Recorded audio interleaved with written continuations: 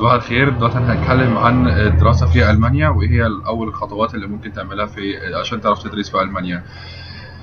أنا هقول حبة مواقع وأنا بتكلم، مش محتاج إن أنت تكتبها، كده كده المواقع كلها هكتبها على الفيسبوك، فمش محتاج إن أنت تدور عليها. أنا هكتب لك الموقع بالظبط وكل حاجة، فمش محتاج إن أنت تدور وأنت بتسمع، فركز في الأول وهتعرف كل المواقع بعدين.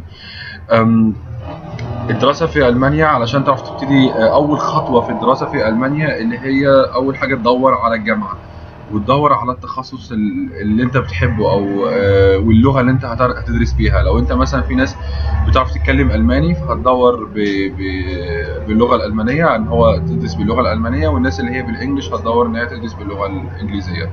الدراسة في ألمانيا في طبعا دراسة باللغة الإنجليزية عادي خالص، في دراسة بالألمانية. لو دراسة بالإنجليزية فمحتاجين منك شهادة اللغة الإنجليزي، يعني أنت بتتكلم إنجليزي حلو، ولو بالألماني فمحتاجين برضه اللي هو الديست داف. أوكي، دي أول معلومة. تاني حاجة علشان تعرف تدور على الجامعة اللي أنت عايز تدرس فيها في ألمانيا، دي ممكن أقول لك إن هي ممكن شوية بتبقى من أصعب الحاجات إن أنت تدور على الجامعة. هي مش صعبة بدرجة المستحيل، بس إن أنت تعرف تختار بجد الجامعة الصحيحة، وإن أنت تيجي هنا ومتندمش على قرارك إن أنت قلت هي دي الجامعة اللي أنا عايزها.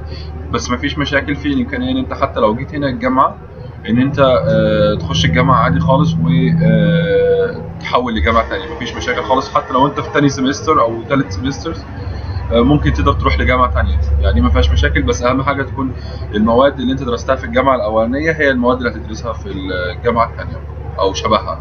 هما بيعملوا حاجة اسمها الان ايركينونج، بيشوفوا الحاجتين اللي انت درستهم هل هما متطابقين ولا لا، ولو متطابقين تقدر تحول الجامعة عادي خالص. ازاي تعرف تدور على الجامعه اللي انت بتحبها؟ في موقع اسمه ستادي ان دي اي، ده هكتبه برضه على الفيسبوك زي ما قلت، مش محتاج انت تدور عليه دلوقتي.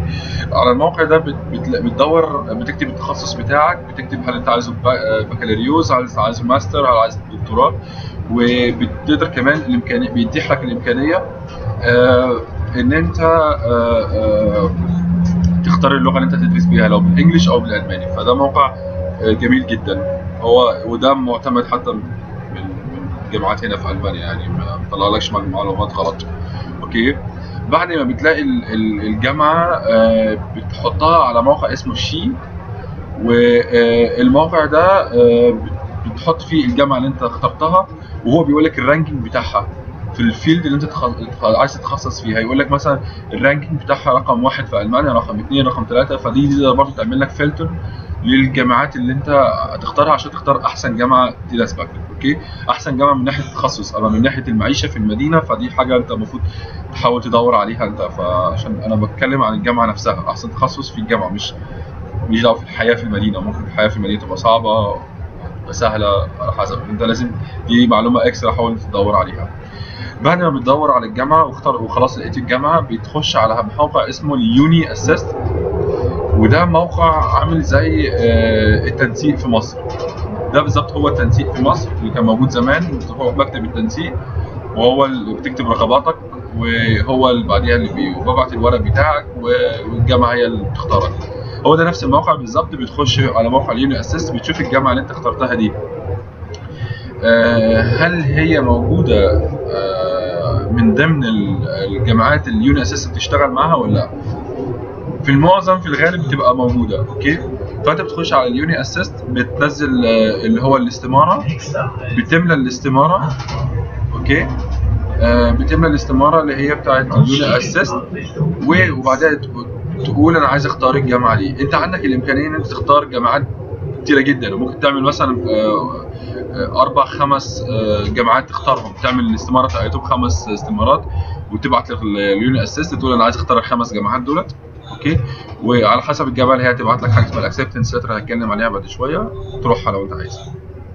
اوكي، يبقى اليوني اسيست هي دي حاجه عامله زي التنسيق، هي اللي بتقول لك هات الورق بتاعك، ابعت لنا الورق بتاعك، احنا هنفنطه، لو في ورق ناقص هيبعته لك، هيقول لك ايه الورق ده ناقص، معلش ابعته لنا. الورق مثلا اترفض، فهو هيقول لك برضه ان هو اترفض، كل حاجه بيقولها لك يعني. اوكي، اليوني اسيست بتاخد حوالي 110 يورو. لما بتبعت لهم الورق بيبعتوا لك وصل، بيقول لك بعد اذنك حول لنا الفاتوره دي، اعتقد بتبقى 110 يورو، السعر مش متاكد منه قوي. بتبعت لهم الفلوس، بيبعتوا لك يقول لك الفلوس وصلت لنا، احنا نبتدي نشتغل على الورق بتاعك. الحلو في اليوني اسيست ان هم بيتابعوك خطوه بخطوه، يعني لو اشتغلوا في الورق بتاعك يقول لك احنا دلوقتي بنشتغل في الورق بتاعك، لو خلصوه بعتوه على الجامعه يقول لك احنا دلوقتي خلصناه وبعتناه للجامعه. ايه هي الورق اللي انت المفروض تعمله؟ اللي هو حاجه اسمها الانتخاج، اللي هو الاستماره اللي هتملاها على موقع اليوني اسيست. اوكي. وشهاده الجامعه بتاعتك، وشهاده اللغه. باللغه الالمانيه اقل حاجه البيت 2، وباللغه الانجليزيه هي شهاده توفل. وده برضو معلش لازم تعمل لها تتفق مع الجامعه عن الشهاده بتاعت الانجليش، هل هم كفايه عليهم شهاده الانجليش دي اللي هي توفل مثلا، او ممكن تبقى شهاده اقل كمان من توفل، هل هم راضيين بيها ولا لا؟ الجامعه هي اللي بتقرر. اوكي. وبالنسبه برضو شهاده اللغه، الناس اللي درسوا الماني قبل كده في الجامعه جرمانيستيك زي ما بنقول، دول ساعات ممكن ما يكونوش محتاجين حتى شهاده البيت 2، بس دي اللي هي الشروط اللي بتنطبق على الكل. وفي استثناءات، في الاستثناءات دي معلش انت لازم تتكلم مع الجامعه تقول لهم انا حالتي كذا مثلا، لسه الشهاده بتاعت التوفل مش هتطلع دلوقتي، هل ينفع تعمل لي اكسبتنس، تبعت لي الاكسبتنس ليتر وبعديها ابعت لك الشهاده ولا لا؟ اوكي. فالجامعه معلش هي اللي بتقرر. وفي ساعات استثناءات، يعني المانيا مش بلد ماشيه كده على طول، في ساعات استثناءات الجامعه هي اللي بتمشي الاستثناءات دي، فدي لازم برضه تتكلم فيها الجامعه. لو انت عندك حاجه لو عايز تعمل فيها استثناء فانت بتكلم الجامعه. اوكي. يبقى زي ما انا قلت شهاده الجامعه بتاعتك، شهاده اللغه، الاستماره بتاعه اليوني اسيست، وصوره شخصيه ليك. والصوره الشخصيه دايما بتبقى لازم الودان تبقى باينه زي ما بيقولوا، اللي هي تبقى شهاده باسبور، وتبقى شهاده الصوره نضيفه، يعني لو ينفع بالبدله يبقى قشطه قوي، لو مش ينفع خلاص مفيش مشاكل، بس بيبقى قميص حاجه كده كاجوال شويه، حاجه رسمي شويه مش تي شيرت وكده. وصوره الباسبور. اوكي. طبعا شهاده الجامعه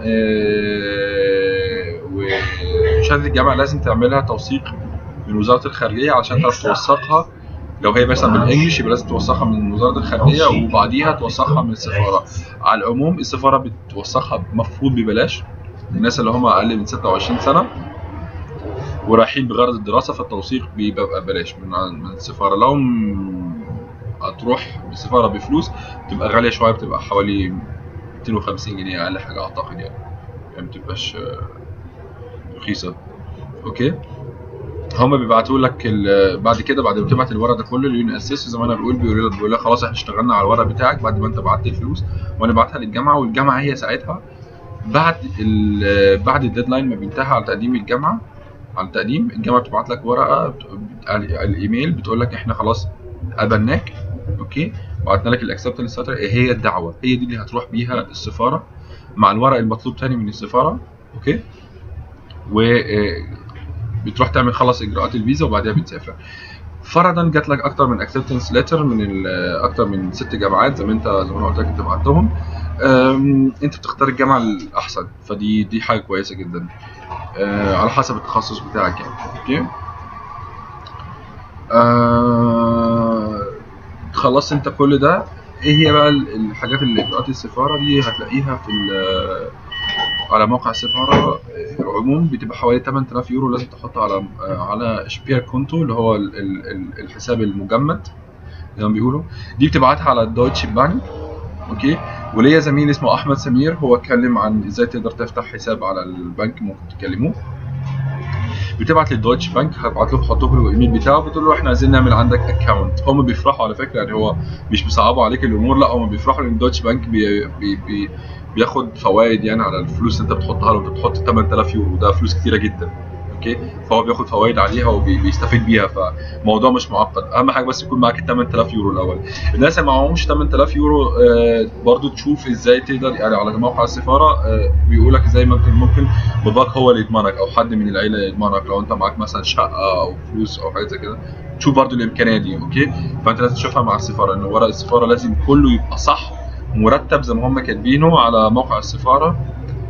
مرتب يعني رقم 1 2 3، يبقى انت تعملها رقم 1 2 3، ما تحطش الورقه كده وخلاص علشان ما تروحش السفاره وهو يتخلي منك، او تروح السفاره مثلا وهو يقول لك لا ورقك مش كامل ارجع، وعشان ترجع وتعمل ميعاد تاني، فدي حاجه صعبه جدا. اوكي.